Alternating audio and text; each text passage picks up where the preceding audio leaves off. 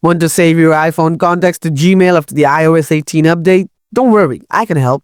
In this quick video, I'll show you how to export your contacts to Gmail. So let's get started.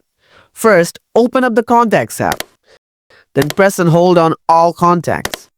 After that, tap on Export. Now select whether you want to export only names and numbers or other information as well. After selecting them, tap Done from the top right corner. After that, you will get a pop-up. Now swipe up this pop-up. Then tap on Save to Files. Now rename your file from the below. Next, tap Save from the top right corner.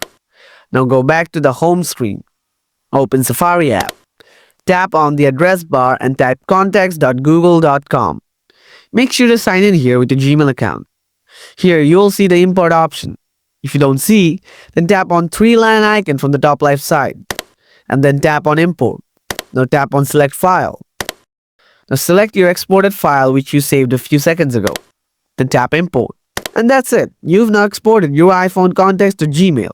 If this video helped, give it a thumbs up. Have any questions? Leave them in the comments and I'll get back to you soon. Thanks for watching.